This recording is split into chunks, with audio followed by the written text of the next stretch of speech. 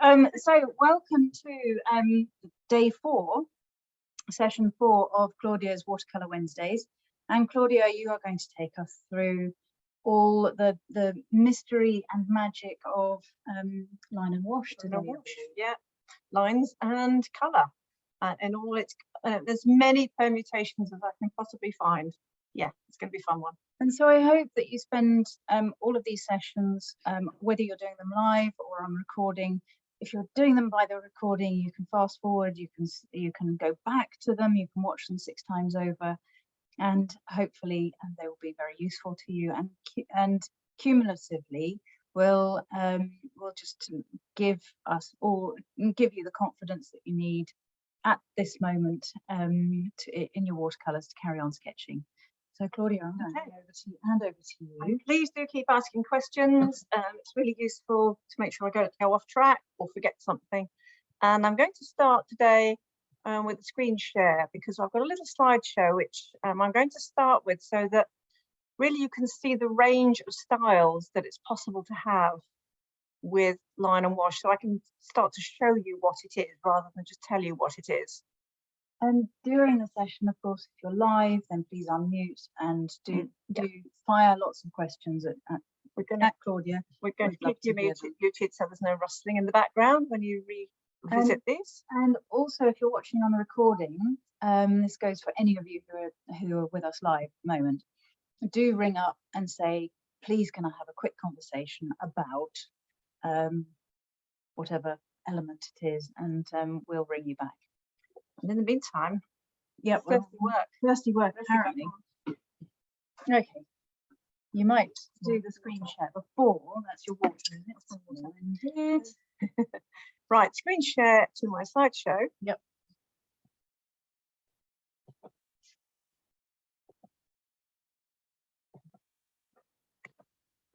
So can you see my first slide? Somebody unmute, shout out, yes? Yes. Excellent.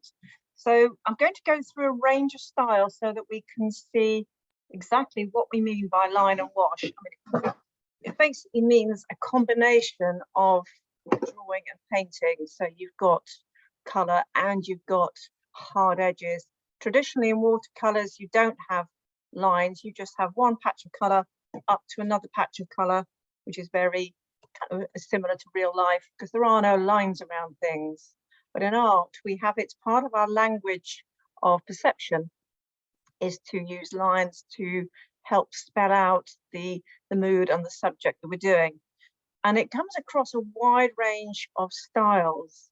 We've looked at Roland Hilder before, and this is one of his line and wash from the last century, looking very much, it's very much a painting, very much a finished painting, but he's used a pen. You can start to spot the pen work, especially around the lines of the boats and the pub. And this would have been a dip pen. These kind of fibre tip pens that we're using are quite recent. So pens were always involved. A dip pen with a nib, scratchy nib, and a pot of ink. And we are going to look at that, but we're going to look at new materials as well. But it's quite a nice, it's associated with a kind of sketchy style, but it can be used for very finished work. He hasn't used pen where it's not needed. You wouldn't put it round those clouds, for example, because that would just look very contrived. But he's put it where it's really needed, around the boats and up. Somebody's asking, pen, yeah, it is pinmill. Pen drawing first or last? We're coming to that. That's a really fun bit. And on this one, he would have probably done the, I don't know. You may well have drawn it first, then painted, and then added more lines. Sometimes it's very hard to tell. But yes, do shout out if you've got comments or questions. This is David Gentleman. Sorry, I forgot to put his name up there, so I'll say it again. David Gentleman, again from the last century, one of my favourite illustrators. Very useful for simplifying complicated subjects. Look at the windows on the cathedral. Very, very stylized, graphic, repeated shapes, simplified. And in the trees on the left, he's drawn within the blobs of colour. This is about more than outlining. He's let those green patches fade into the damp paper, and then when it's dry, he's drawn on top of them. He could have done it the other way around. Again, you can't tell, but it's likely that he responded to those green blobs and drew into them. The brick wall, again, is very useful. If you've got a pen in your hand and you want to doodle some of these shapes that appeal to you, some of these marks, start doodling on some rough paper. It's quite good to bring your hand into the conversation as well as your mind. And look at the marks that are being made for that brick wall on the left. This is probably a dip pen again, because there's a range of thicks and thins and textures on those marks. And if a particular artist's style appeals to you, write it down or make a note so that you can then, do some further research. I first started the love of line and wash because I'm a big fan. I'm an illustrator by profession. I'm a big fan of children's illustration. And one of my very earliest memories is Edward Ardisoni. Some of you may have him as a favorite. Do you remember the little Tim books? I used to read them over and over again.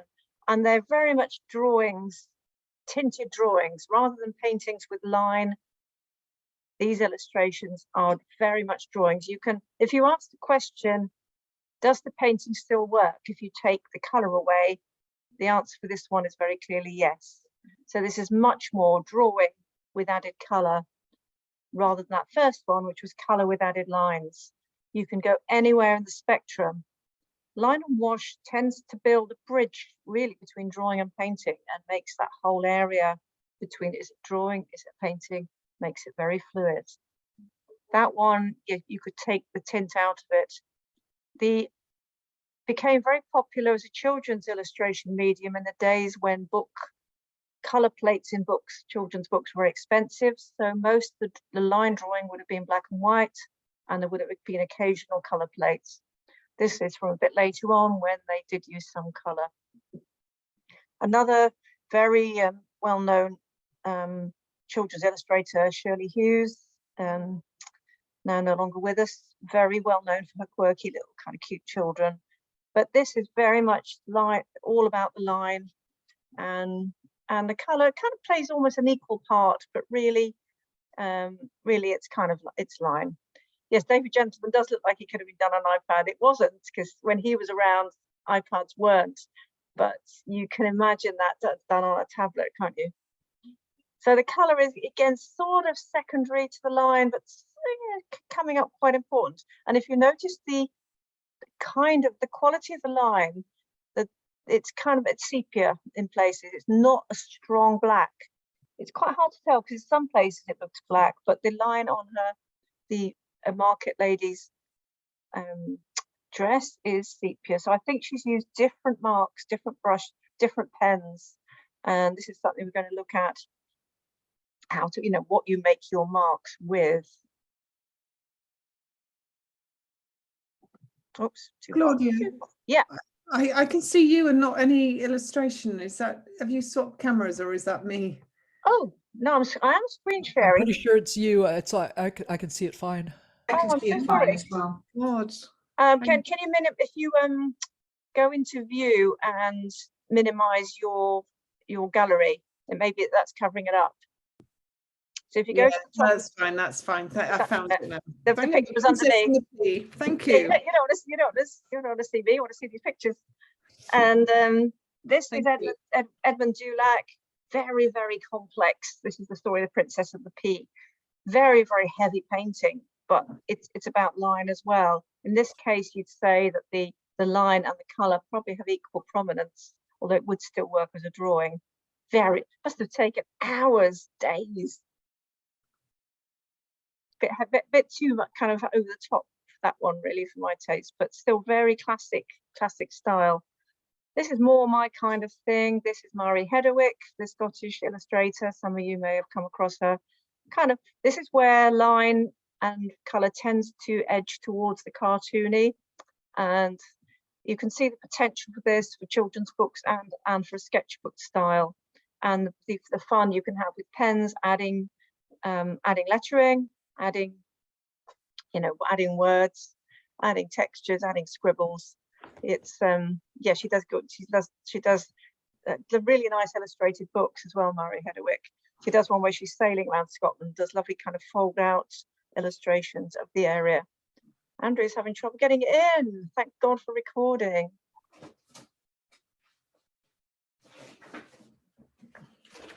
Right, I don't know who did this, so I can't credit it, but I love it. This was just popped up on my Facebook feed, and it's a lovely poster for an event. And what I like is the marks of the foliage and the birds, and that lovely, lovely doodly, scribbly feel, and very informal lettering.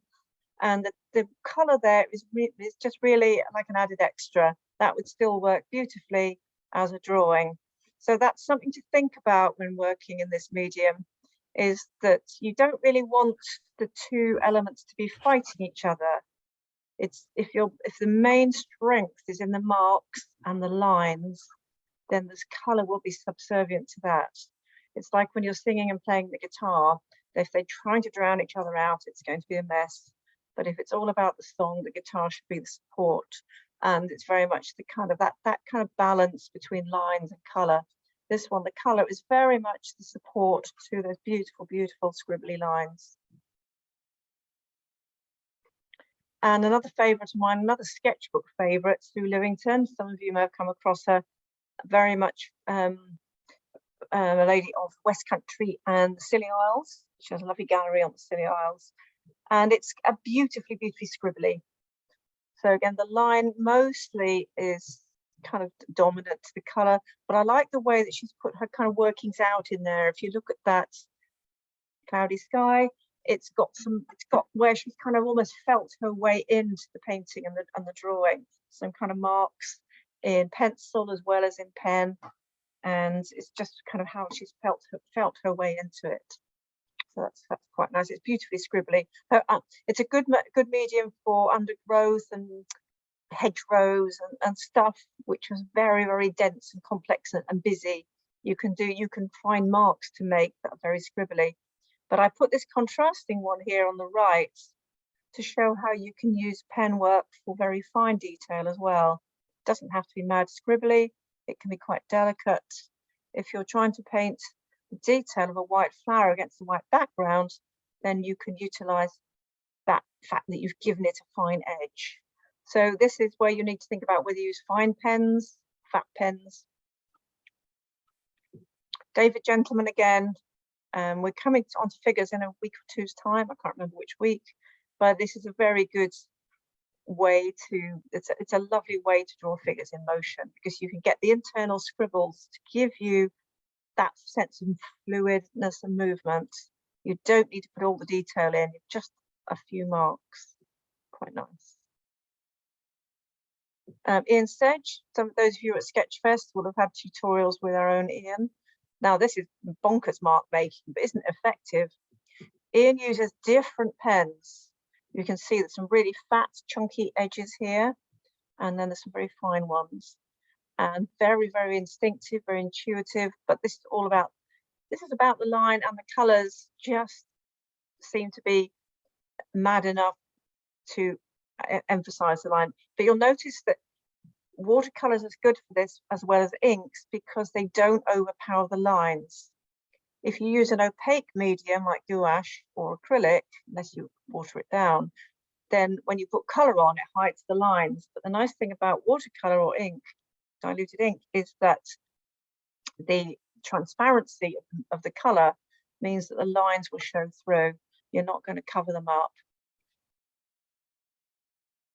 So this is where you'll soon find out when you use this if you've got enough water with your watercolor. Another art safari artist who was demonstrating her use of food, I don't know if it's Food A or food fountain pens, anybody know? Food A fountain pens that she uses with to great effect in her line and wash drawings. And she was demonstrating these at Sketchfest. So these are fountain pens, but used with waterproof ink. Used with care, because waterproof ink can clog pens, but this is a very, very, very, very striking medium. I'm going to look at materials in a minute, but fountain pens where you've got a bit of push in the nib, a bit of bounce in the nib, can give you very, very expressive marks. And you'll notice how loose the colour is. When the line is telling the story, the colours can be allowed to go a bit mad and flood the edges. and it's so much more than just colouring in. Now onto a few of my sketches. This is how I use line and wash. This is a sketchbook study from a few years ago. Meryl, were you on that? I don't think you were on this trip, Meryl. No, this is on, I can't remember if this was Amelie Rose or Pegasus. Anyway, sailing down in Cornwall. But it's quite good for banks of trees. I was on Agnes. Right, yeah, no, this That's was the one. Yeah, but you'll recognise that view. So if you've got rocks and trees, you can scribble into it.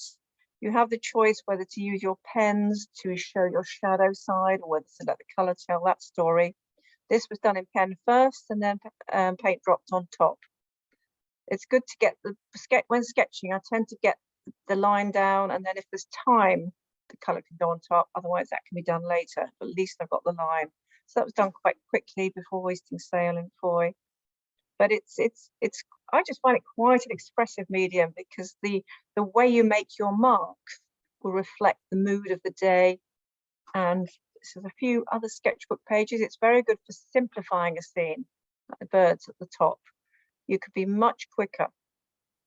And because it's a medium you can't rub out, you just have to go for it.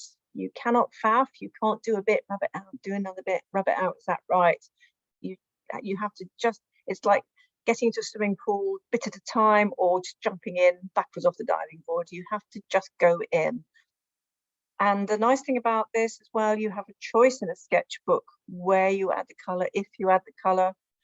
In the spread on the bottom left, I was sitting at the boat show drawing the exhibitors and people in front of me and boats sailing on the lake. And I think I just painted those boats because those are the only bits I wanted to paint. But your eye then goes to the part of the page which is in colour. So it's a good way to work, to use partial colour to effect. You don't have to colour a whole drawing, you can just colour part of it, and that's where the eye will go. It's also very good for stonework. That right-hand building is a Pembrokeshire barn, and you can say so much that you need less colour because it's a white kind of moss-covered building. And if you're trying to do that without line, you'd really struggle in a kind of white bottle building to get that feeling of old stone. Claudia, which pens did you use in these drawings? I tend to use these rotring sketching pens, which are my kind of, basic for all of them really. I'll be showing you what I'm using after this, but yes, I just tend to carry these around in my pouch and use them all the time because they're nice. There's always one in my handbag, and they're so easy to use. Now, cartoons. Traditionally, cartoons are obviously always line and wash. This is one of mine. That's this monthly magazine I do. So again, the colour is secondary to the line, but this is quite a neat style. It needs to be quite tidy and cartoony. So you don't have to be loose and free. The characters are done neat because that's where the attention was. The background is done loose because I just wanted to suggest a ship's galley. I didn't want to have to draw anything. So the bits where the line is the bit I want you to look at. Or I haven't used pen in the kitchen bit at the background. I haven't used pen there because that's less important. So you can manipulate your viewers' attention by putting more lines, where you want them to look. And that's a kind of device that most cartoonists will use. You will leave a very loose painted background, suggesting busyness and stuff. And you kind of then can make more attention, more detail, and more accuracy on the bits that you want people to really focus on. And in a cartoon, you need to be quite economical with your lines because you've got to get a message across. People aren't going to look at it for ages. They're going to read the article and just glance at it. And yeah, nice recipe. It was all about ships cooking. This is the ship that I'm doing a sketching tour on, but I think we have a professional chef for that, so it won't be like this. Okay, now more finished artwork. You can still have a range of styles. You'll recognize the one on the right because we were wrestling with that on our color mixing and transitions of autumn colors. So now don't look at the colors on that, look more at the the marks, the ink marks, where I've not gone around the edges of the trees so much, but found the sort of tree-ish marks and leaf shapes within them. The outline has gone onto the castle and the church, which is a strong man-made structure. And you can use that pen with the way you use the pen, in the same way the way you use the colour is all about the kind of marks that you will make. On the top left, the line is much stronger, much more cartoony. I think that was for reproduction on something to do with the local sailing club. Can't remember now. The one on the bottom left, Martin is seen in the flesh, and it's quite a big painting, and that's very subtle use of line. You might think it's just a traditional watercolor, it's for a magazine spread, but the boat is held together really. I've given the boat that extra crispness, and the rigging and the people are much easier to do with a pen than with lots of daubs of paint, which can get a bit paints. If you just try and use pure paint and not line, I'm not accurate enough. I go a bit near and blobby. So any complex shapes or man-made objects, I find I need my pen out. But you can still use your lovely watercolor washes in every other respect. Doodling, pen and colors, just be a great medium for mucking about. Mostly what I've done with these is laid some patches of color down. You might like to try this. Lay some patches of really bright color, or use some of the patches that you did the other week and doodle on top. You can respond to where the color is, but you don't have to echo it completely. In the bottom left, I've gone in the opposite direction with the lines to the way the brush flowed with the colors, and it gives it's you know, it's a bit of a bonkers abstract. It's not for any reason, but just playfulness and exploration and pushing the limits of what you can do. And once you've done enough of that, it does turn into useful stuff. The design on the bottom right is now I use that on merchandise. So it's a good idea to experiment without expectation of reward, because it will by accident lead to ideas that you can possibly use. Like that one, that's my penguin doodle, which is now a fleecy neck warmer. It was all about the line and the colors. I started that doodle when I was in Antarctica. I had time to spare and wanted to play with patterns as much as the penguins themselves. And the initial doodle was a bit rougher than that, but you can take ideas from your experiments and play with them. This is a very traditional way, just spending a little bit more time down south. A complex scene is so good for line and wash, but what I did do with this was in South Georgia, some of the old whaling ships, my favorite. I was in at my happy place, my favorite subjects. I did draw those in pencil first. The pen is very uncompromising, and with a man-made shape, you really don't want to go too far wrong. So I did the basic measuring, no detail, but the basic proportions. I would have done, I can't see any pencil lines, probably rub them out, but I would have done the basic shapes in pencil first. Then when I was happy that I was getting the height and the width right and roughly the right things in the right place, then away with the pencil and back in with the pens.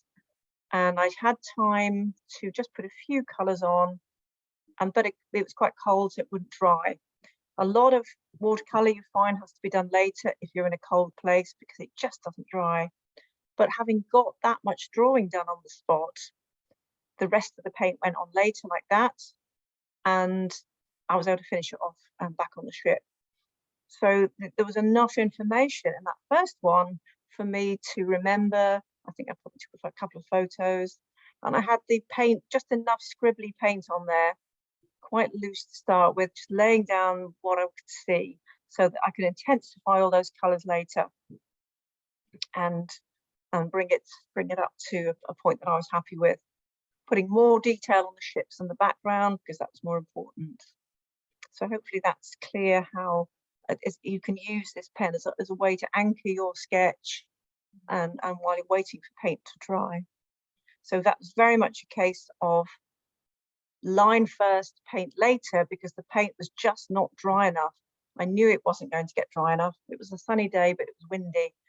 And if you have to wait You always have to wait for paint to dry before you can draw on top of it. So that is very much a determining factor which you do first, I think. By contrast, in the studio, you've got all the time in the world.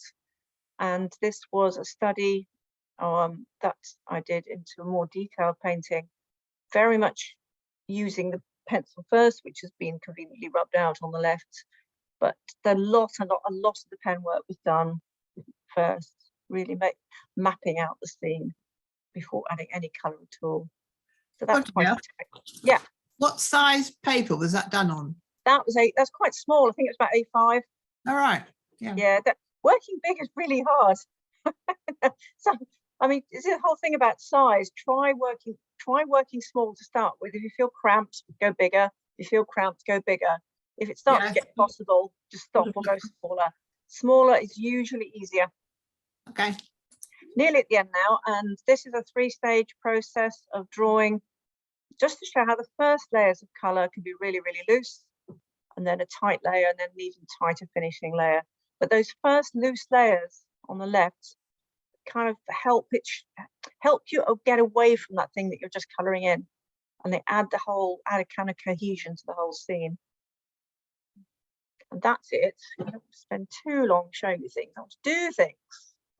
So let's stop share and go to the drawing board.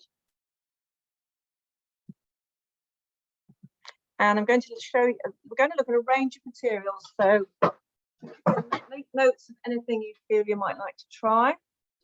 The thing is, there's just so many things these days you can use. I've just put a few of them out here. Here them to one side. The first and most obvious one is the sketching pen.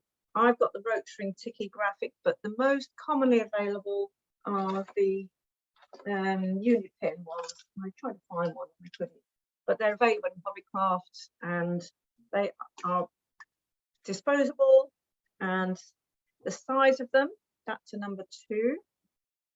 That's a really good one for basic general drawing, and I do most things with that. And it's instantly waterproof.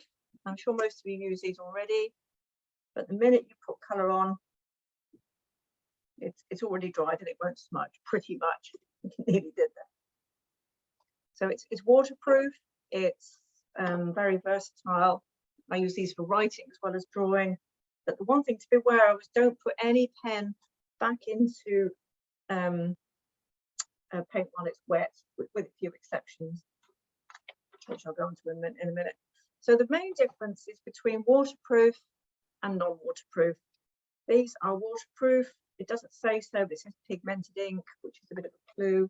Sometimes they'll say permanent, or sometimes they'll say waterproof. Sharpie pens, if you like a slightly chunkier look. Sharpie pens, Claudia, really available from all supermarkets. You can get a fat line. This one's got a double end, I think. I know it hasn't, some of them have. And pretty much immediately, that's waterproof. There you go. And you paint straight over it. So that's very expressive as well. If you like big chunky graphic marks, you can get a fine liner Sharpie. That's that feels quite nice to use, nice and bouncy. Again, instantly waterproof. So that's the main kind of decision to make, whether it's waterproof or non-waterproof. You can get non-waterproof ones. So look, this is W.H. Smith. Most felt pens will be non-waterproof. But the advantage of these, it's got a brush at one end and a pen at the other. You get these in sets of fairly lurid colours. The nice thing about these is they are non-waterproof, which means that when you put paint on, the line dilutes. So you could just use them as a shade of grey. Let's do that. So if you just want a tonal sketch, they will blur and blend. And then you could probably go back into it because they're not waterproof. That won't hurt them to go back into it. So this is where you start to develop your style. If you enjoy the feeling of the materials you're using, then that's a clue, an indicator that it might be something you could use. So that's quite nice, the way that it's blending out. You can only do this with non-waterproof pens because it's designed to blend in. That's quite useful for the fine lines. I will trash it eventually if I keep rubbing it in there. But that's quite effective in its own way. So it really is worth experiment. And as you experiment, put yourself in your hands for a while and see if you can feel what it feels like to use the tools. And if you like the feeling of the tools you're using, then that's, you don't, it's beginning to seize up now. Too much of it wet. What else have I got here? Yeah, and an indicator is if it says Indian ink or waterproof, like, you know, all of these. Oh no, that's not focusing. But if you look at the pen, it should be an indicator on it somewhere of whether it's waterproof or not. You don't have to use black. You can buy all these pens in sepia now, or grey, different colours. It's that sketching pen, permanent ink. Sometimes black might be a bit harsh for your style, and you might want a kind of gentler shade. Sepia is quite effective, and then especially if you want kind of, you know, moody landscapes, and then you can just blend some soft colours over it. That's another option. I particularly like if things for brush pens. You can get felt pens with a brush end, like I just used there. But the nicest one of all is this Pentel brush pen, which actually has cartridges so that you can refill them. And it is waterproof, but it takes a while to dry. And this is very, very expressive. I like using it for cliffs because it can give very fine lines and fat ones. Now it's on quite textured paper here. It's quite good for I use this in the kayak on cliff and sea kayaking, where I get some cliffs in there, very quick marks.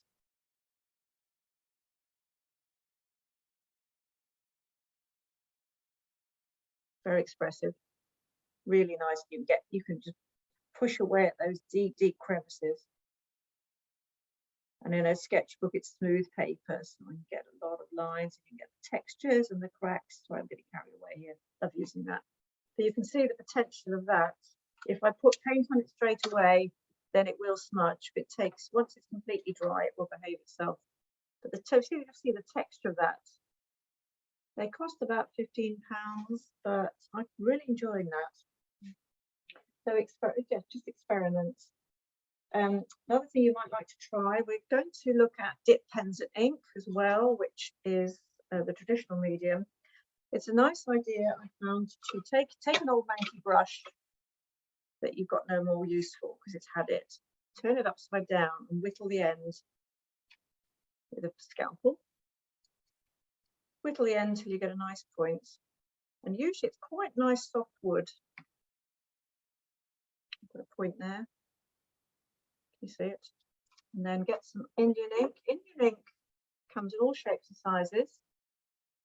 And the main thing about it is it has a thing in it called shellac, which is a kind of hard kind of resin. And once it's dry, it's completely dry and it's as hard as varnish. So you tend to keep your brushes well away from it. And if you use pens, then clean them. But of course, for dip pens or sticks, it's perfect. And I put a little bit into a saucer. You can use twigs from the garden, you can use sticks of bamboo, anything that makes the mark. It's really a good idea to experiment. So this makes quite a nice pen. A series of unpredictable marks. You're doing winter trees. It can be quite nice. Quite unpredictable, a little frustrating, but if you want a little bit more expression than you can get with just your standard fibre pens you buy, the Rotring or the Unipin, it's quite a good idea to just push out and try something a little different.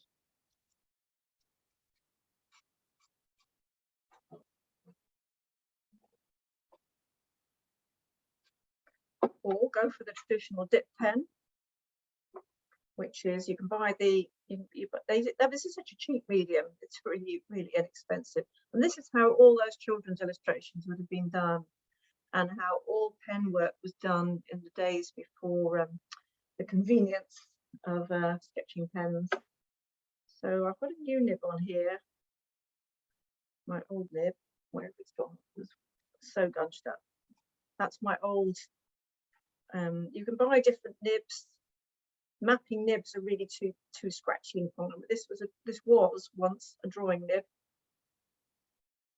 I might put it on the camera. There it is.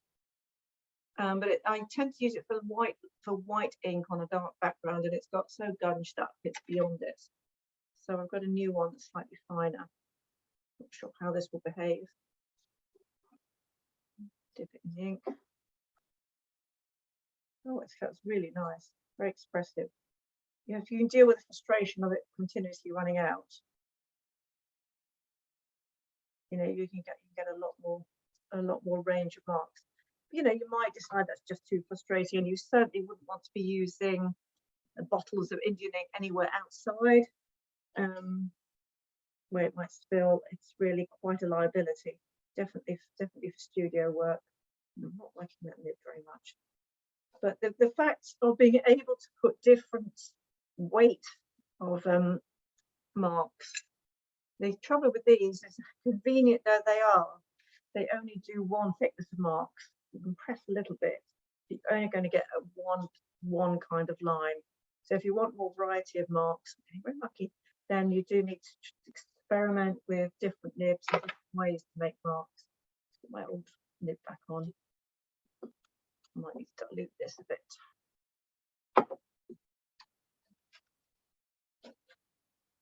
Yeah, scratchy and knackers, but these are quite inexpensive. It's worth, if you feel you might like to go down that route, it's worth persevering and trying different nibs, because it's, you know, it's only a few pounds from Holder. You've seen how long I've had that one, and it just does give you a huge variety of marks you can make.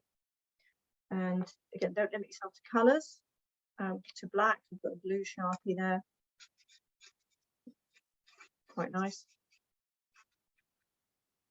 So don't limit yourself, you know, just anything. Grab grab some felt pens, some cheap felt pens off the supermarket counter. Anything that makes a mark counts, can be used for lines. And it's not just pens as well. Pencils can be used for line and wash. Just going to have a look at those later. So I think I need to get some mark making done now.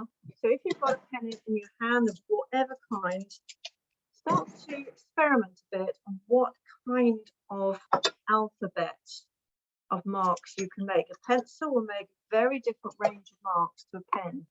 So you need to familiarize yourself. This is like learning a different language.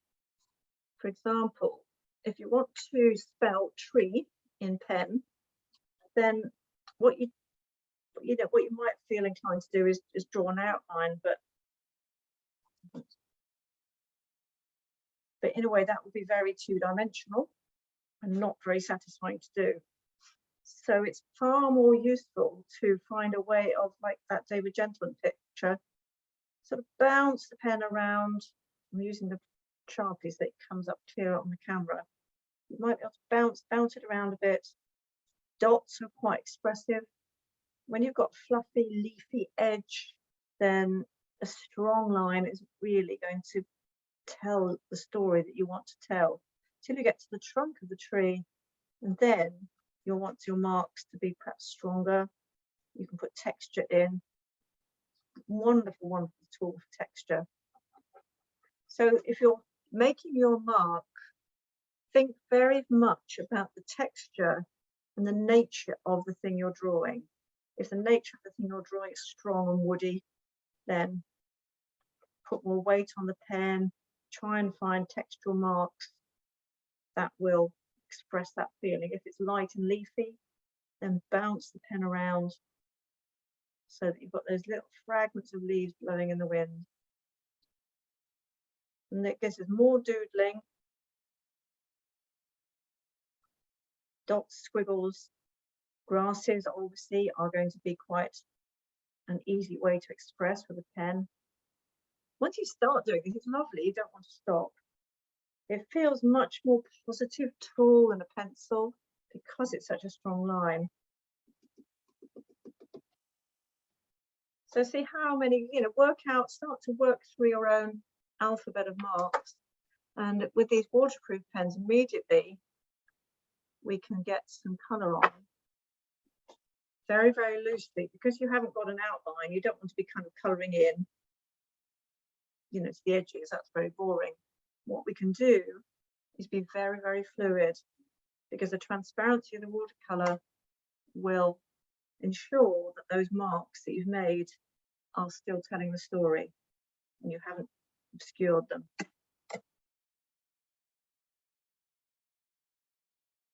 So you're kind of tinting a drawing, and you can be quite, if you want to be, you can be quite free with it. So you need less painting often, you need fewer layers of paint. You quite often need just a bit of tint of colour, a bit of playfulness, and that can, if your lines are strong enough, that can quite often be enough, especially for a sketchbook. For a more finished piece, you'll probably want to increase the amount you do, but for a sketchbook, that can be a very quick way of expressing the scene or the subject that you're doing. Now, that was all of this that we've done so far. Let's see if I can get some colour on that rock. Has been done with line first and colour second. But the nice thing is you can do it just as well the other way around. You just put a bit of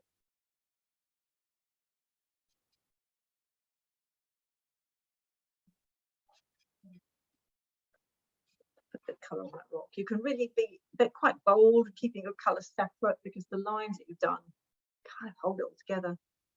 So that's, you can be quite free with your colours.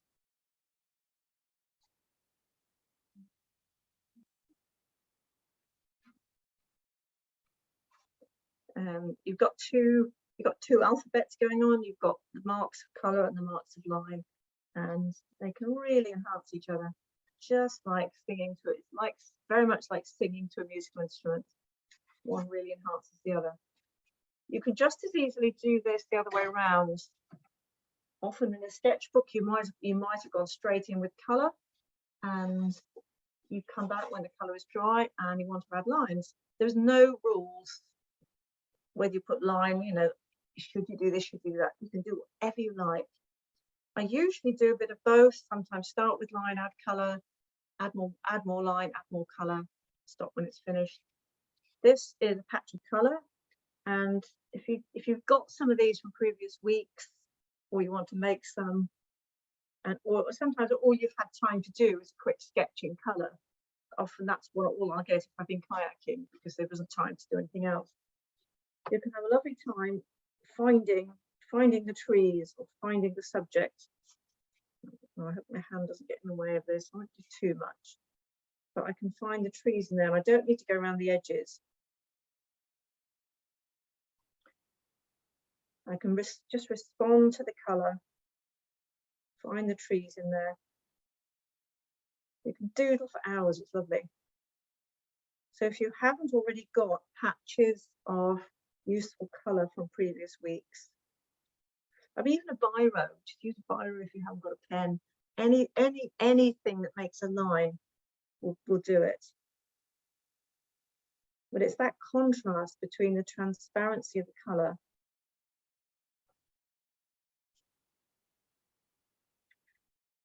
and what you will probably find when you've got a bit of colour on, I won't do too much of that because I'll run out of time, is that then demands, is suggesting, that's what it's done, and that kind of works. But what works better, it's now I found the trees, it's sort of suggesting that actually a bit more colour would be a good idea in places. So I might add a little bit more colour in places where I've discovered the trees are, and in between them. I'm not going to obscure it all, but it can sometimes just help you with a little bit more depth. I just add in one more layer, so it's a bit wet. So when your initial line works are responding to your colour, and then subsequent colours are responding to your line. So you're walking away and you're coming back and you're thinking, what does this painting need next? You're letting the painting dictate, or the sketch dictate what it might like.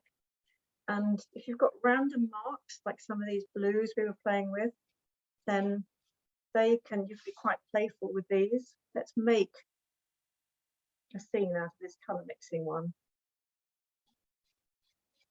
A few lines can express a calm water. Let's put a distant shoreline on there. Oh look, there's a boat. Has to be done, doesn't it, Mona?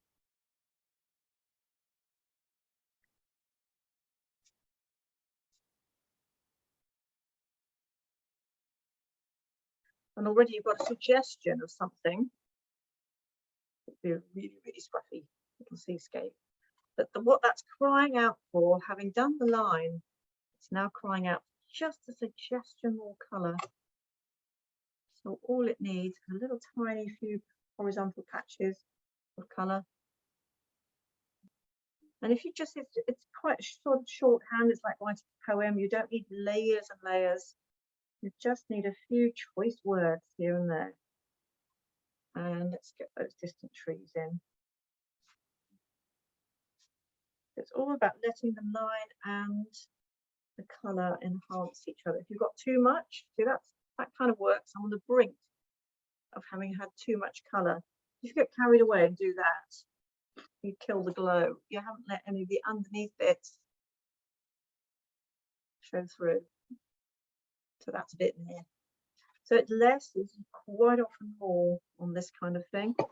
So go around all your previous things and try and find the kind of marks. So this kind of tree is going to be a different kind of leaf because this is a conifer.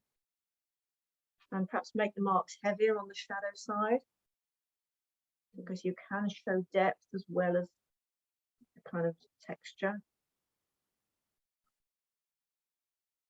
So experiment with all your blobs of colour. Here's one that could be a landscape. And it's like focusing a camera. You've got these lovely soft colours. What you might like to do is these distant trees might be done in a very fine line pen. That's fine enough. And then the near side ones, you might go to slightly fatter one. I'll just do this one here. And when you're going to the recording again, if when you look at that slideshow, you'll be able to look at it and kind of probably judge what kind of pen has been used with each of those different varying examples. Scribbly marks for bushes, that kind of thing. Doesn't take a lot. It's a kind of visual shorthand you're using. You're writing a poem. The fun comes when you get to random blobs that don't look like anything at all. And this is where, if you want to, if this might not suit your mindset, but you can have quite a lot of fun on just coloured blobs if you've got some. Just looking for a big Sharpie now. Good.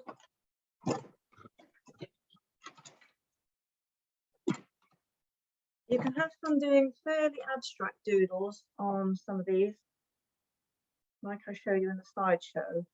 And then what that gives you is some really strong contrasts between the dark of the line and the transparency and glow of the watercolours.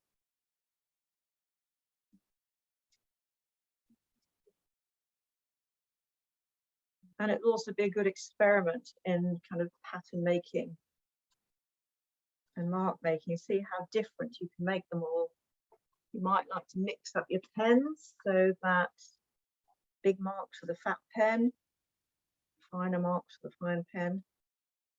Keep on going and see what happens. You might not like it, but you might. You might end up with a load of doodles that make perfect little gift tags.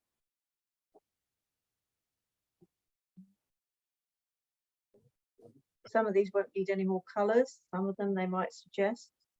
It's the kind of thing you can leave on a table, do a few marks as you're walking past to go and do something allegedly more important. And then when you come back to it, put a few more marks on, and that can sometimes stop you overworking things because you just go past and the image will suggest another line there, another mark there, another colour there. Doodling is very, very good for you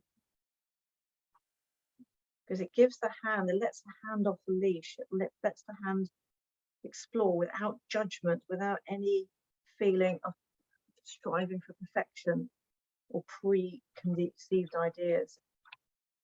It's very good for the stimulating the imagination. You do this kind of thing while you're waiting, watching television, being talked at, on the phone. But you can see, I mean, if this doesn't appeal to you, don't do it. But if it does, then well, you've got to have sheets and sheets of colours from the previous week that you can muck about with.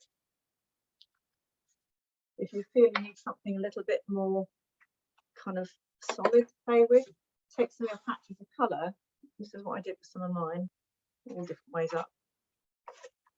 And I just drew on top of my little patches of colour. I had a load of circles from a pebble exercise and just responded to them really and see what fits within each shape. So that's just something I like to do for no particular reason, but they'll probably find a home somewhere sometime. And they don't need, I decided they didn't need any more colour, they are what they are.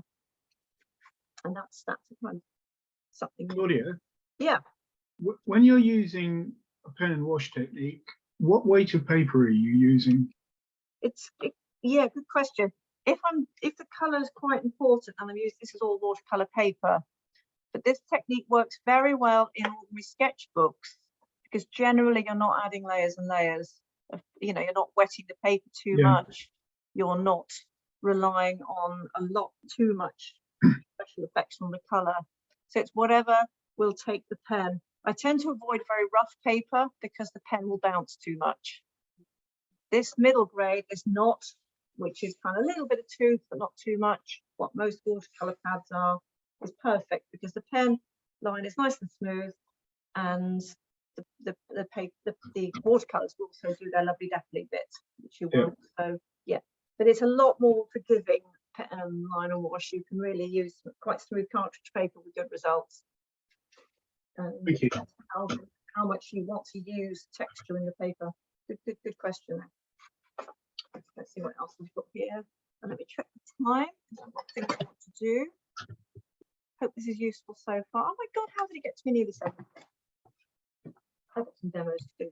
So I think that was all I have to do on mucking about with colour and line, but hopefully it gives you an idea of the way that you can just use colour and line as a kind of dance, but you can dance between them. You don't have to work in any prescribed manner. Just one more example, which that was a doodle that I did, obviously a boaty doodle I did, and I was just trying to experiment, and that's now ripe for some serious fun. So again, I'm all about boats, as you know, but you could do this with flowers or whatever your subject happens to be.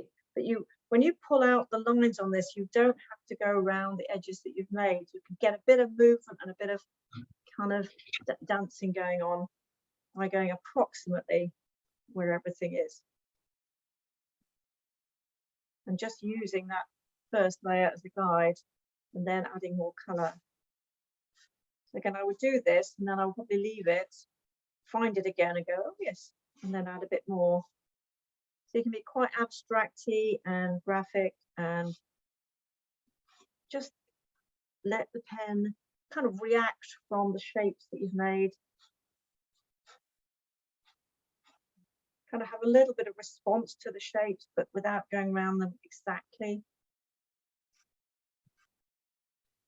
Again, I don't want to do too much on there. And then once that's done, I will come back to it and I will probably add some more colours, and it may turn into something. It may end up in the bin. It may end up in that little bargain bin I've got at my studio at the moment of things I don't want to throw away, but I haven't framed. So playfulness is the key. let yourself go, wow, look at interplay between a bit of colour and a bit of line, and let that kind of, let yourself enjoy that bit of magic that can happen. Don't be daunted if it doesn't happen. Try again, because all you're doing is using little bits of paper, being really useful anyway, using up lots of patches of colour that you've been doing with your colour exercise, and having a good time. So it's all about that kind of playfulness. Going, what happens if, will that line go there? See, that I don't like now, that's probably in the bin.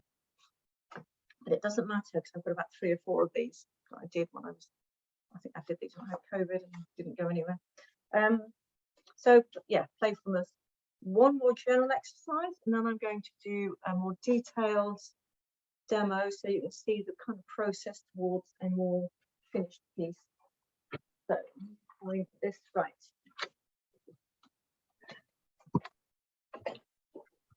Two ways you can lay colour down.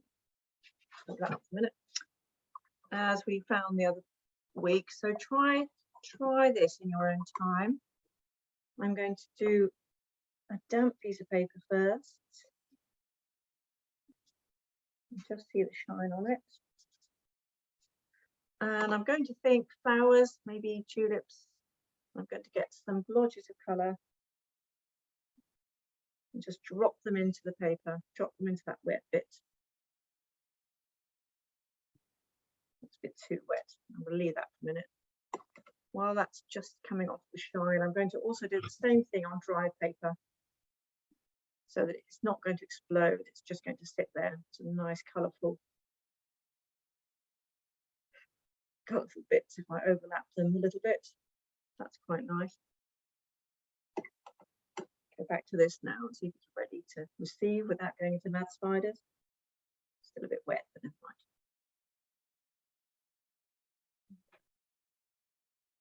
But if I do those two things and then leave them to dry, and here's the one I did earlier. What's fun to do with these is find flowers. I'm going to take just a standard 0.2 nib on a sketching pen, and within these mad blobs of colour, find some flowers. I'm going to do tulips because they're the only flowers I can draw. So although the shapes aren't exact, they're enough. Now you might do a page of these, and then you might find you only like 2 of them, but that's enough to pull out a really nice little picture. It's a good way of doing flowers en masse in the field as well. If it's all, you know, just a mass of colour, you can just lay some colours down and then find them with your pen. So a few overlaps there, a few stalks, a few leaves.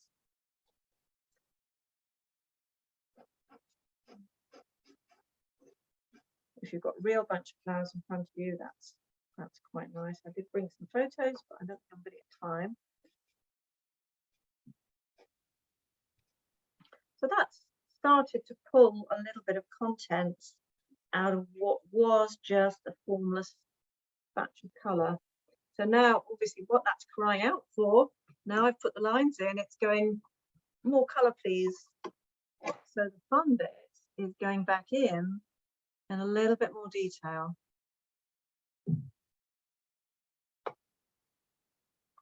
Again, not covering up all that lovely underglow, but just perhaps on the kind of giving it a little bit of form and a bit of shape, a little bit of edge. So you've got a nice combination now of soft edges and hard edges.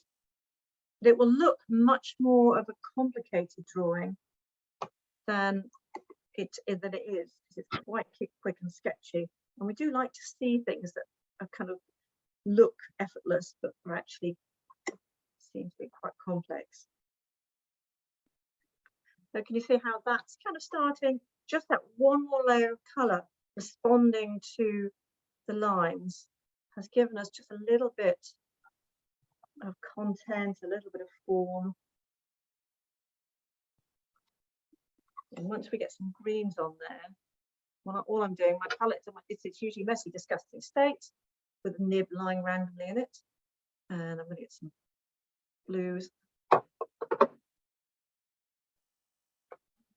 some yellows, and start throwing in a few leaves as well. And it'll start to look like a much more complex piece than it is. To the spaces between, but you don't really want to, this kind of thing, you don't want too much. You really don't want to kind of make it too laboured. You want to keep it quite fresh. That can be nice, a little thank you card or a little kind of bit of, just a little bit of practice. And you might, when that's dry, walk away from these things all the time and come back to them. Leave them out. Leave your paints out somewhere in the house if you haven't got a studio. Just put it somewhere on a table, and as you go past, think, oh, need another line, or oh, need another colour. You can try the same thing on the drier patches. It's the same kind of results, but slightly different effect. No, it's too heavy, don't like them. That's the lighter one. You might like, you might experiment with thicknesses. These pens come in all kinds of thickness. They go from 0.005 to about 0.8, that thin. You might like to combine the different thicknesses. So again, this is exactly the same kind of thing, but you've got more white space between everything. Dots, quite nice. Dots, a few dots around there. It just gives a sense of movement somehow when you do wet in wet. Same kind of thing there, and let's see what kind of way of working you like best. So it's combining all the skills that you've now got from previous weeks, but just bringing it all together with a few lines. Quite effective. It's not supposed to be after 7 o'clock already. So I'm going to stop this. Hopefully, has that given you enough idea on these about how to do these exercises if you fancy them, and really get used to that interplay between colour, line, colour, responding to the colour, responding to the line, but in really simple ways, so that you don't have to kind of commit to making a big complicated painting. Hopefully. I think there's another example, one example here, which hopefully you can see how that kind of interaction of, I won't have time to do a demo of that, but you can see the scribbliness. If you're watching the recording, you might, have a go if you want to pause it there and have a go at that kind of thing. It was drawn first very lightly, but then once the paint was on and dry, I did scribble back in just to give a little bit more foliage effect to the banks of the river. It's a much easier technique than trying to do this in the traditional watercolor way, where you come to spell out everything in pure color. The fact of having line and scribble means you can say a lot. It's like doing a very short poem or a haiku instead of a long rambling essay. It gives you that ability to suggest rather than having to spell out. So that's, I find it particularly useful for foliage, which is not my natural subject, but has to be done. So, okay, any questions on any of that? Is it all making sense, hopefully? If not, if you suddenly wake up in the middle of the night and think, what was she on about? Do email me. Don't ring me at 3 in the morning, but do email me about anything that hasn't made sense or that you want clarification on. I really want you to get the best result from these. So we've got a little bit more time. I'm going to slow myself down now and just spend a little bit of time on a small kind of more in-depth demo. Now, we have a choice. I think it's time to do both. Flowers or landscape, which would be most useful. Let's do the flowers. So I might do some landscapes next time. Quite often I will do, if it's a complex subject, don't be afraid of doing a drawing first in pencil, very lightly. I'm going to simplify this a lot so that I've got time. That's going to be one lily, that's going to be simplify it a lot. That's going to be the other lily. It says pen is useful for a subject like this where you've got a white flower and dark leaves And if you were to do it the traditional way, you'd have to be very careful what you did with your backgrounds, so that it was a colour that would contrast both with the white of the flowers and the dark of the leaves. That's all I'm going to do for that. Probably can't see it anyway. It's just giving me guidance. So I'm going to be quite loose with this, I think. You really can just take a line for a walk, and you can be quite often be very light on the lines to start with, so that I'm not committing myself hugely. And if they go wrong, doesn't matter, you can just ignore them and do the right lines, and then your brain will stop looking at the wrong ones. So don't be afraid to go straight in and keep flicking your eye from the painting to the paper. Almost doing this. I know it's quite pale because I don't want heavy lines yet. It's like you feel your way in, trying to just put it into focus. And the pen, it's lovely for these lily leaves. The marks you get with the pen are really nice. This kind of subject would lend itself to a far more detailed watercolour study, but the nature of this sketch will be very different. I quite like the kind of wonkiness of it, I think, the kind of freedom you get using the pen. And I love the contrast, the dark bars and the light flowers. This would be a good subject for tonal study again, because that lovely highlight. Those of you who put your tonal studies on Facebook, you did so well. It's such a good exercise. It really makes you work, doesn't it? I'm not going to put it, I'm going to change the background a bit to make it more interesting. So I can do a lot more pen work afterwards, and I'll probably finish this and show you next week. And make a note of what you like. If this style is way too loose for you, make a mental note not to do this style, but to do something a little bit more precise. Don't go against your nature. I want you to learn to paint like you, not like me. That's why we're focusing really on experimentation and techniques, rather than what I call the painting by numbers approach.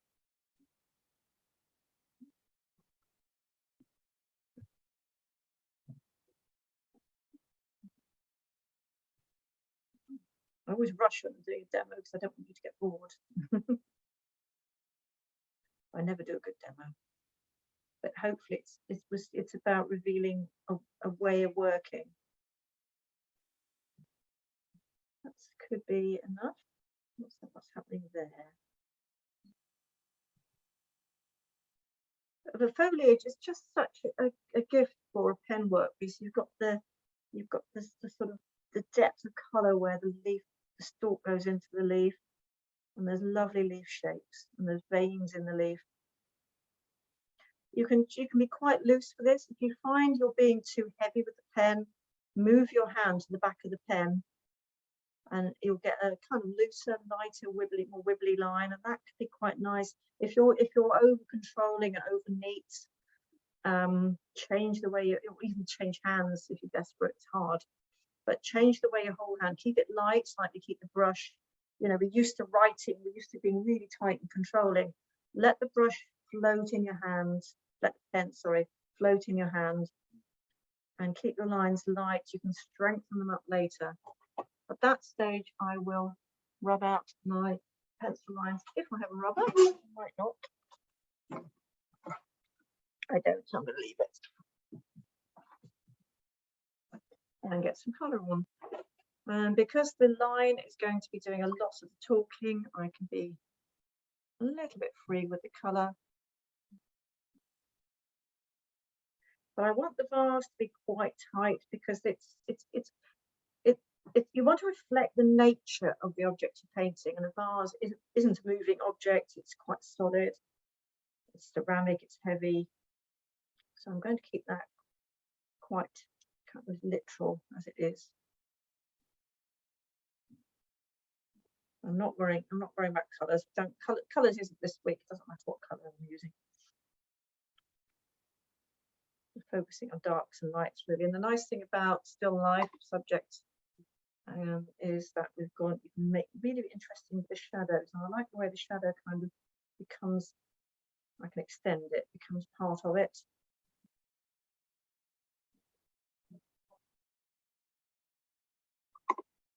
And my greens, and it's quite a dark green. I'm going to get, look at the nest, look at that. I'm going to get some indigo and whatever's lurking there.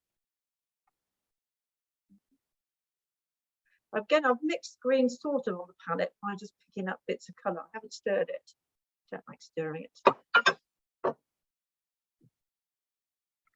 So I'm now seeing this as pure pattern. The more you see your shapes as pattern, the more life your pictures will have. Otherwise, it can become a bit of a cliche. And I'm treating this really as a sketch. And sometimes sketches are much more interesting than highly finished things because they show the kind of process and the kind of vision behind it.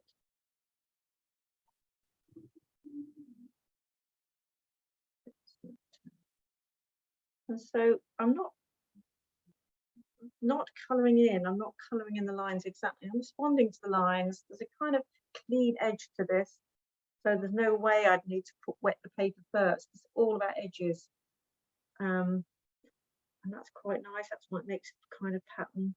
So you've got to, when you look at a picture to paint, you've got to start thinking, what's this painting about? What's the story? This is for me about these lovely shapes, these clean shapes, and the way that the leaves actually intersect with the buds. Oh, sorry, I must have forget you're there.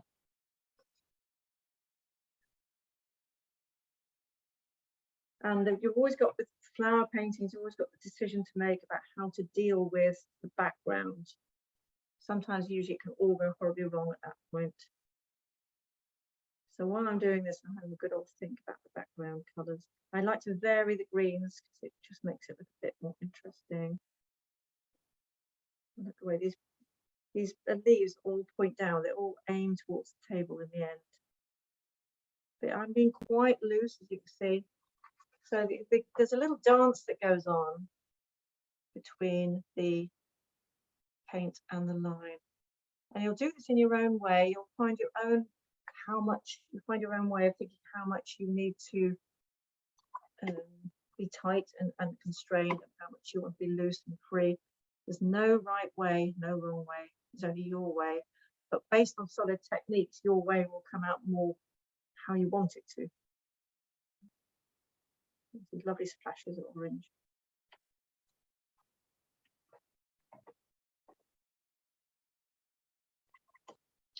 Now the thing about white flowers is they're never white. They've got so many subtle shades, and the buds themselves are quite creamy. My paint water is disgusting, but it'll do. So I've got a little bit of Naples yellow and a little bit of pink. And let's put a bit of that on. It's quite nice. And at all times, the lines are still showing. Even with the greens, which are quite a dark colour, at no stage am I covering up the lines. It's the nature of watercolours to be transparent. Pink in there, nice. And I'm being quite, I've got quite a reasonable sized brush. This is the number 6. And it comes to nice points. I'm not being too slapdash, but I'm not worrying too much about the edges. We got that legacy, you know, our school days were a long time ago for most of us, but still remember your teacher telling you not to colour outside the line. It's high time we started colouring outside the lines. So with whites, you tend to need to be quite subtle and build up subtle shadows.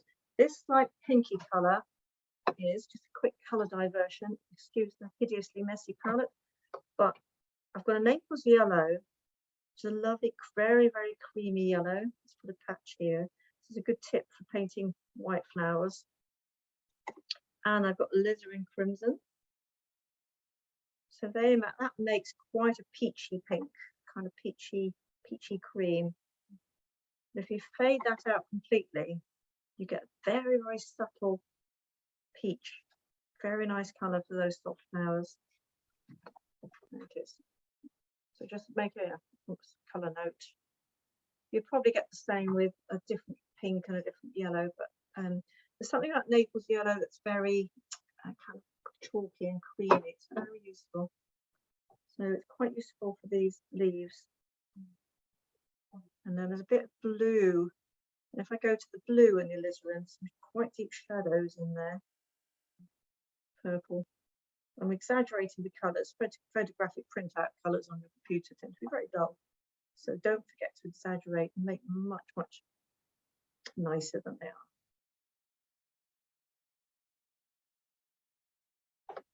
So I'm not going to do too much more of that.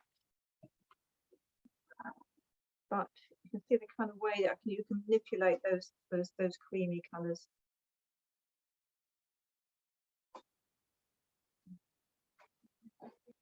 And there's no, you know, you can keep on doing the layers, but there's a kind of subtlety there, and at no stage do you want to overpower that line. I'm just thinking how we think this is quite general principles here about thinking about background colours. It'd be quite nice to have some. And I'm not going to do any more to the lilies, but I'm going to just have a little thing, taking us back to briefly to last week. And then I'm going to stop because I've got a few more things to show you. And not a lot of time. Taking my bigger brush.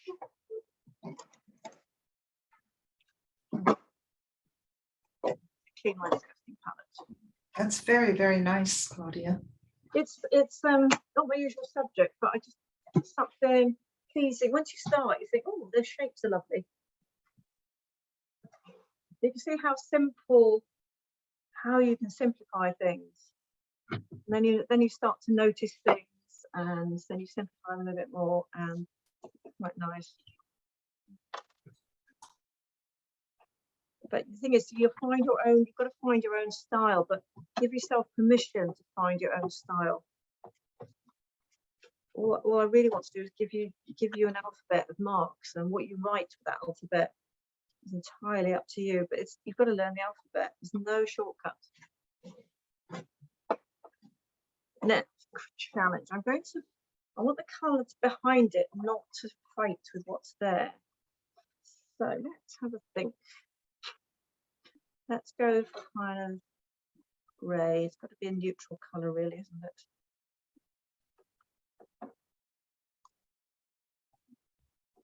So I've got some reds and blues going on here. Plenty of it. Do you remember this is anybody had to go at that monogram exercise? Was it impossible?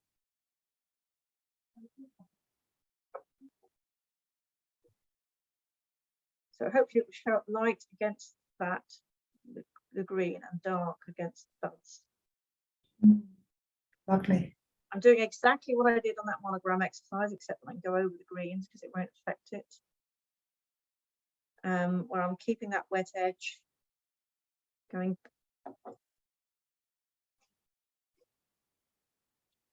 You're going fast on the sweeping bits, and you might, you know, this might spoil it. This might be the wrong thing to do, but you know, it doesn't matter. It's only paper. Nobody dies. I would do it again with something, you know, different colour. That's a good attitude. To make mistakes. If you're afraid to make mistakes, you're stuck. You're absolutely stuck. The only difference between my waste bin and yours is mine has more stuff in it at the end of the day. Yeah, I do just learn to fail better and not mind. I've really got to nearly to the end of a, you know, like a double page spread for a magazine, and you kind of start to know that it's not working, but you don't admit it to yourself, and then you start, everything you do makes it worse, and you know that sooner or later you've got to get thrown away and start again, and you know, oh, don't admit it, but it's happened a lot.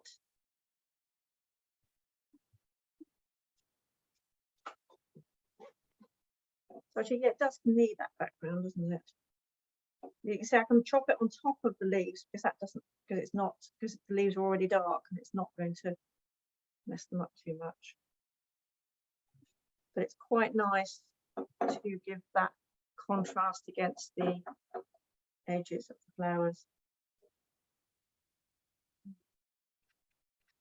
And I can add more, you know, once that's dry, I can add more colours to that background. So that might work, especially if I close crop it. But I would leave that to dry and then come back to it. And again, walk past it and go, oh, what does it need? And I might get back in with the pen, do some more heavy kind of strengthen the lines around the leaves, because these are all really, really crisp edges. Some more background in there. I've forgotten. I'm not observing very well now because I'm running out of time. It's good to kind of keep up your concentration levels if you can.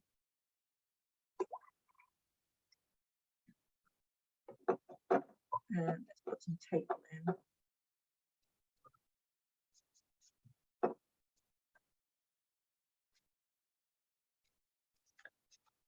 Really messy now, but hopefully it's given you an idea of how to think about getting into a line and wash sketch or painting, and have that kind of not be afraid to respond line to colour, colour to line. It does give you a kind of freedom. Yeah, there's something happening there, isn't there? It may or may not be lilies, but does that help? Does that give you an idea? Just a few more things to show you while that's drying. And this is just really push the limits a bit on materials, and I'll show you how line doesn't have to be about pens. You can just as easily do a line and wash drawing with pencils or crayons, as long as the line shows. Normally when you're doing a watercolour, what happens is that you do the drawing first and you do it quite faintly, and you usually if you want a very, very clean traditional look, you tend to wait until you tend to work on it until the lines kind of disappeared and you've just got one colour showing up against another. If you look at traditional watercolours, that tends to be the way it goes, but it doesn't have to be like that. You can do line and wash is just as likely to be done with a pencil, as long as it's all about the line. It doesn't matter what the line's done with. So I'm going to just show you a few other options. The sharpening pencil. Sharpening pencil with a scalpel, which gives you a much cleaner edge. So I started here a bit of a drawing of this local riverside scene. So I'm just like to use this as an example. I've got a 6B pencil. So the only thing you don't want to use with line and wash is a water soluble crayon, because then it disappears and you haven't got a line. But if the line is strong enough, if the line still shows, if it's still the line that tells the story, then it's a line and wash. It doesn't have to be a pen.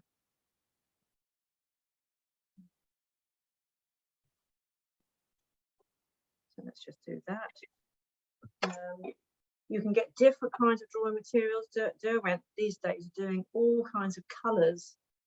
I don't know what the difference is between a drawing pencil that's green and a crayon, but I don't know if they're calling it a pencil. So it doesn't have to be, oh, that's beautiful, olive green.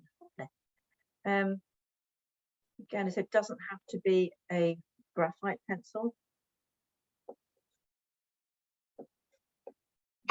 That's another kind of drawing pencil. That is water soluble, so that's probably not going to help me really, and that's very careful with it. Nice colour though. So don't be afraid to experiment with all kinds of things. And you might want to do a whole painting that's full of different, marks made with different coloured pencils. Why not? Got a range there I was given. Most I haven't used because they're kind of weird colours, but why not experiment? Another colour. So the quality of the materials you're using will affect the kind of lining what you're making, and just give you a different look. It's a good idea to take a subject that you really like and don't mind repeating, a subject that you're interested in and want to do something with, and try a lot of different approaches with it. Try it as pure watercolor, pure line, try it with line and wash, try abstract, try it loose. Just come at it like Monet did with water lilies. Just keep at it, and sooner or later you'll start to develop your own style, which is really what this is all about. So that kind of thing can be quite nice, because then again, when you put the colour on, those lines will show through. That's a bit weird. It comes off those boats. Where's my picture?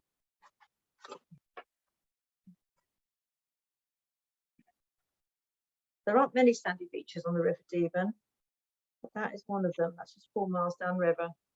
It's quite a nice place to kayak to. If anyone wants to come and stay, we can go kayaking with Marianne and I, and we can park on the beach, do a sketch. Pardon?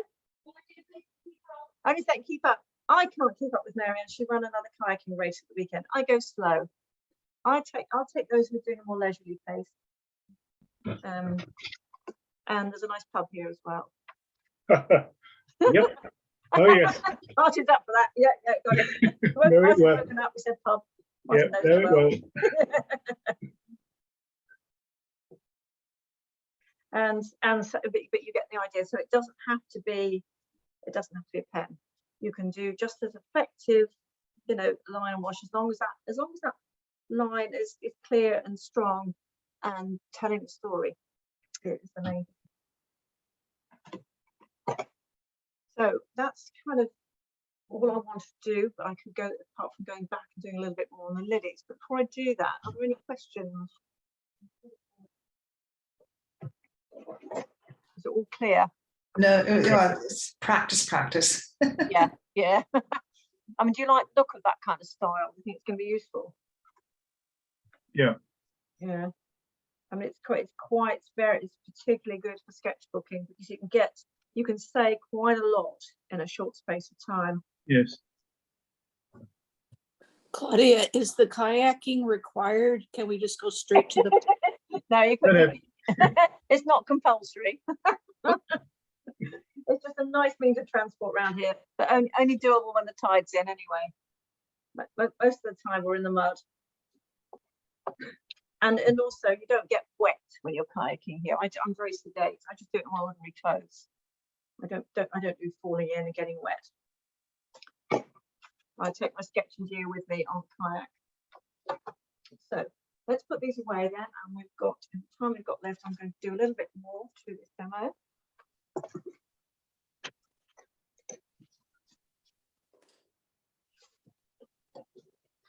And really just encourage you to have a go, you know, just get your head around this, working both ways out, working from colour to pen and then into colour. Oh, I know what I was going to show you.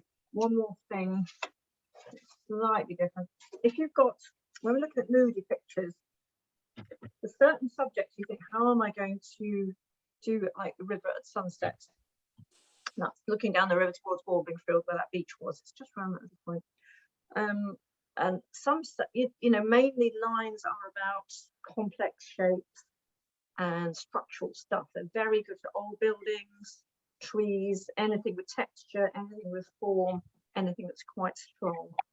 So you tend to, if you want to use line and wash with a more atmospheric or more ethereal piece, one has to be just a little bit more careful about how you use them. So I've done a little kind of suggested sunset over the river, and there's places where you can use the pen and places where you really can't. One place where I can use it to get that horizon. I haven't got a ruler with me, so I'll use that. So very, very fine lines. I wouldn't use heavy lines on a subject like this. Just use very fine lines. That shoreline is actually coming closer towards us, so I can swivel that there. And I can get the motion is kind of trees, it's stuff, it's boatyards, it's buildings, it's stuff. So I want to be quite general. I don't want a hard line. I want to get some of those trees out, some of the buildings perhaps. There's not a lot of colour and light in that.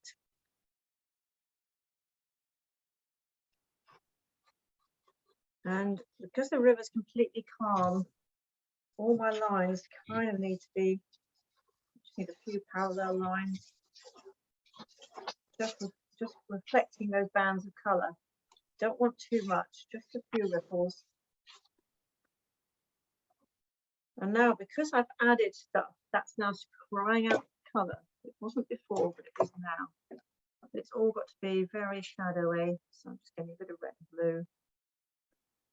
And that perhaps leave a few little highlights where the last of the evening light is catching. The minute you put line down, it kind of tells you, it should tell you where you need to go back into it. Let's put a few shadows in. If you don't like it, take it off again with a kitchen towel. It's too easy. With this kind of subject, you really need the lightest possible line that you can get. It's time to stop. I'm finished. It's just going back. Oh, that's so pretty. I was going to do some work on that one again. Well, what we can do is Finish them and finish them, Yeah. and you can always continue the video. we can. We can keep the video on and record, even though everybody's gone. If you wanted to stay, Well, or I need it to dry, so I'm going to finish them and next week. and we can continue. We can record a little bit more from a different Zoom, can't We we? can keep going. And just post it up during the week on the Facebook page. Bit You'll be able to see about it. the contrast in style between kind of strong lines and strong objects. You know, you might want to put on this one. What I was going to do was put some shading on there so that you've got that feeling of a solid form, contrasting with a nice ethereal canvas. So And actually, if you held that up right up to the camera, yeah, I don't think, yes, then you can then see you the can see hatching the hatching. really Which is still. the crisscrossy thing. So you're enhancing your shadows by using the pen to suggest dark areas as well, which is quite a nice combination of contrast. So that's what I wanted to do if the clock hadn't sped up. Did you ever use it again? I did use your Indian. Oh. Yes, we did it all.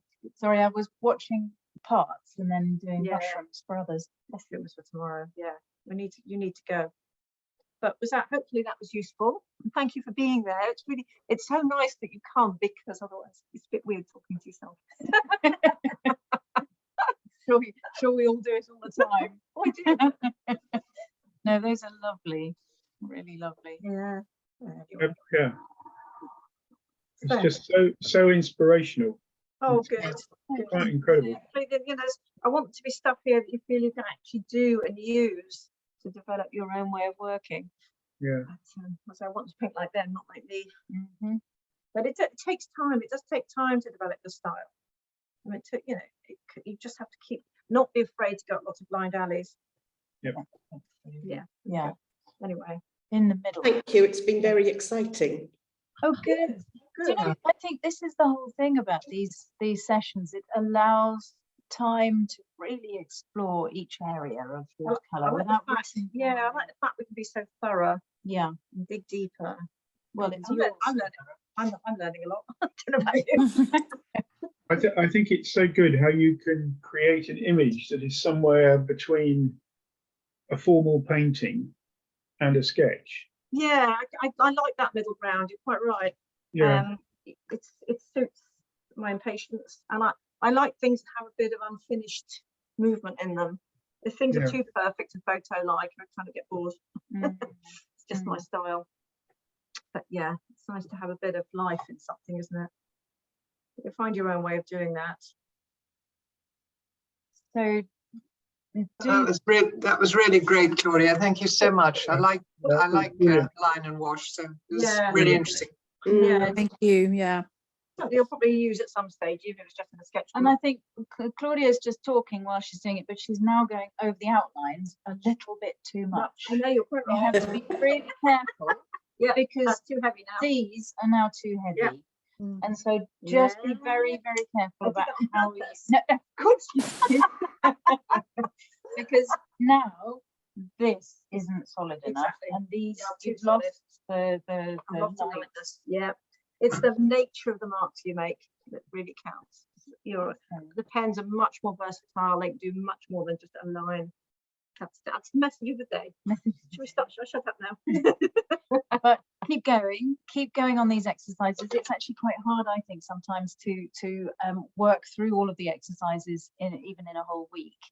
But do keep going on it, because treat it as a really good intensive time with watercolor.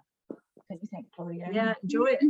And enjoy every moment of it. Yeah. And if there are moments where you're not enjoying, just go back to a different class Yeah, can we do something different? that you absolutely loved and excelled at. And if you get stuck, just get in touch with us. We want you to succeed. Yeah, absolutely. Thank you so much for being here. Thank you for everybody who's watching on the recordings as well. And we'll look forward to seeing you next time. And we'll look at those of you who are coming to Mushrooms tomorrow, looking forward to that. Yeah, thank you. See Thank you, you. bye. Thank you. Bye-bye. Thank you Thanks very much. Bye. Brilliant. We'll Thank ask you. you. Bye, Claudia. Bye. Bye, Marianne. Bye. Thanks for joining me. Bye. Bye. Bye. Thank you very much. It was very good. Oh, thank Bye-bye. you. Thanks, Maya. Yeah, brilliant. Thank you very much. Bye. Bye. Bye. Mhm.